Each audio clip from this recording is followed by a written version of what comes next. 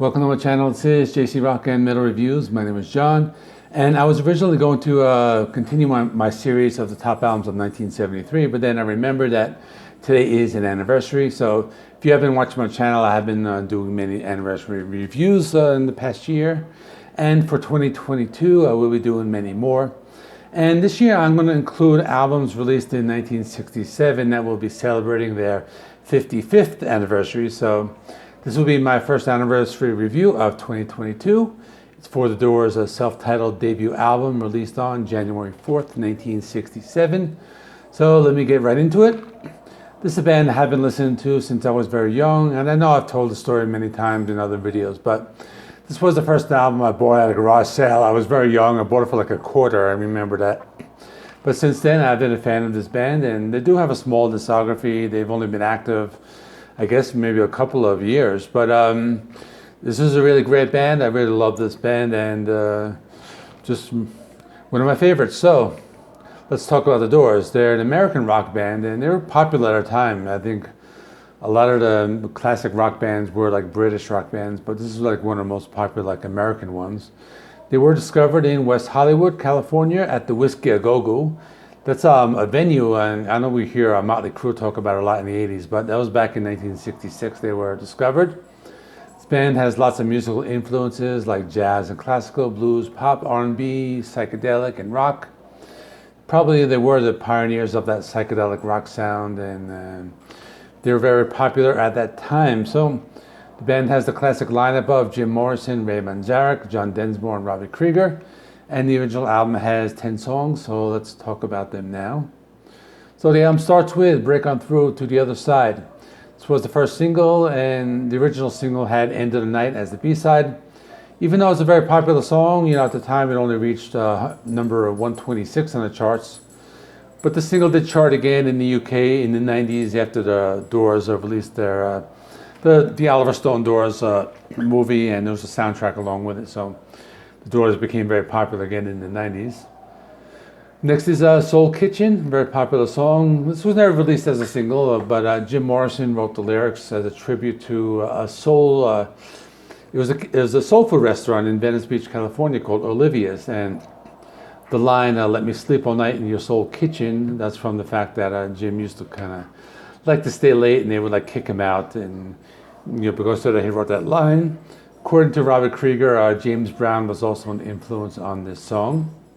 Next is The Crystal Ship. This is one of my personal favorite songs. I really like the vocals on the song. This was the B-side to Light My Fire, and that's a single we'll be talking about in a minute. So the song has an influence from like Baroque music, and I really like the fact that this song has a very like dreamy and atmospheric, style to it.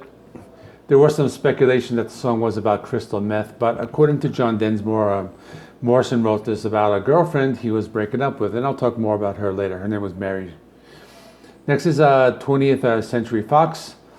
Really good song from the first side of the album. I really like the keyboard parts and how it captures that like psychedelic rock styles of that time period, and I also like the guitar playing by Robbie Krieger on this song. Next is Alabama Song. This is a cover song, and one of the two covers on the album. The original song was written in German, and this is like the translated version of it. So the Doors version is a classic. It has very like a bouncy beat, reminiscent of like carnival music.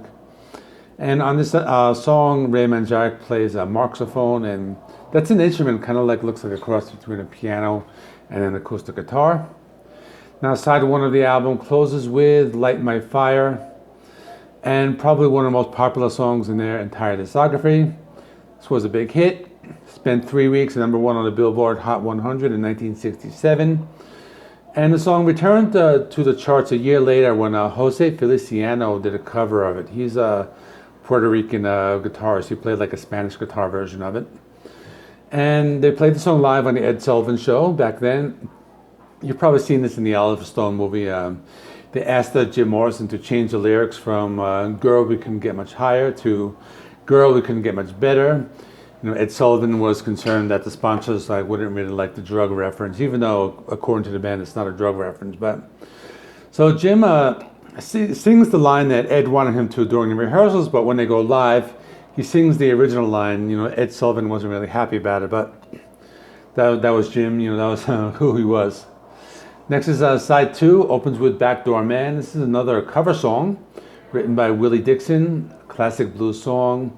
The Doors turned it into like a psychedelic blues rock song. I really like this one a lot. Next is I Looked at You. It's a short song, one of the better deep cuts on the album, and I really like Jim's vocals on the song. He kind of puts a lot of energy into his delivery. After that is End of the Night, a really cool like atmospheric song, and like I said before, it's the B-side to Break On Through. Really like the song. It's a psychedelic rock song. It kind of is very spacey, very atmospheric, and it's a pretty cool deep cut. Next is Take It As It Comes, cool little hard rock song. Really like the keyboard parts and kind of like how it works together with the guitars. It's a pretty cool song. And the last song is The End, an epic 11-minute and 35-minute song. So this song was written by Jim Morrison after his breakup with Mary Werberlow. Very slow, atmospheric song. It does have like that spoken part in the middle of the song. And the song did become popular after being used in Francis Ford Coppola's Apocalypse Now movie. So that version is slightly different from the album version. And actually this version appears on the 1995 CD of The Doors' Greatest Hits. I actually have this one here. That's pretty cool. This is the version with The End on it. It's like I think it's only like 6 minutes. But anyway, in conclusion, so this is probably my favorite Doors album. I really love it. All the songs are great. There's no filler on it.